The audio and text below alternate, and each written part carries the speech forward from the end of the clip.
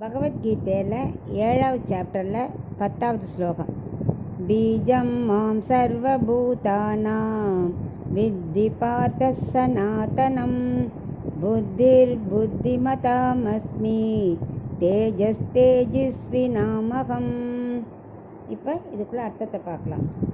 கண்ணன் சொல்லின்னு இருக்கார், அர்ஜுனா, அதாவது குந்தியன் என் அத்தை பையனே, என்னை எல்லா ஜீவருக்குள்ளேயும் விதையாக பார்க்கணும், அதை நீ தெரிஞ்சுக்கணும். எல்லா ஜீவர்களுக்குள்ளேயும் நான் விதையாக இருக்கேன். பீஜம்னா விதை, விதையாக இருக்கேன். அது இப்போ இல்லை, சனாதனமாக எப்போவுமே நான் தான் இருக்கேன்.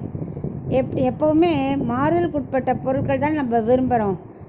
எப்படின்னா பால், அப்புறம் தயிர், அப்படி வரிசையாக வந்து நெய் வரைக்கும் இல்லை, வெண்ணெய் நெய்யின்னு வரிசையாக எல்லாம் மாறுதல் அடையிறது இல்லையா? அந்த மாறுதல் ஏற்படுத்தக்குள்ள ஒரு சக்தி இருக்குமே, அந்த சக்தியே நான் தான் அப்படிங்கிறார். இப்போது காய்கறிகள் பழங்கள் எல்லாமே இருக்குது, பால் அரிசி எல்லாம் இருக்குது வச்சுக்கோ. ஒன்றுலேயும் ஒவ்வொரு சக்தி இருக்குது. ஒன்றில் கார்போஹைட்ரேட், ஒன்றில் விட்டமின் கிரா, அது ஒன்று சொல்கிறா.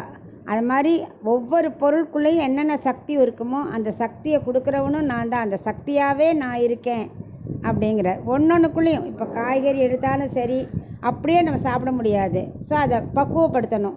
அந்த பக்குவப்படுத்திக்கு என்ன தேவையோ அதுக்கு வேணுங்கிற சக்தியாக நான் இருக்கேன் அப்படின்னு அவனுக்கு ஒவ்வொன்றையும் இப்படி.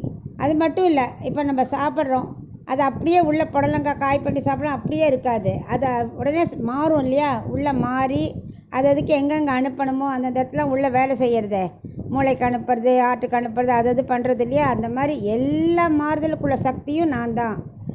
அது மட்டும் இல்லை, நல்ல புத்திமான் இருக்கான்னு வச்சுக்கோ, கெட்டிக்காரனா, அவன் அறிவாளியாக இருக்கான்னா அதுக்குள்ள சக்தியை கொடுக்கறதும் நான் தான். தேஜஸ்வியாக இருக்கான், அந்த தேஜஸை கொடுக்கறதும் நான் தான். அப்போ அதெல்லாம் அவனால் வெற்றி பெற முடியறது. ஸோ ஒவ்வொரு பொருளுக்குள்ளேயும் அதை இருந்து இயக்கிறதே நான் தான் அப்படின்னு அவனுக்கு சொல்லின்னு இருக்கேன்.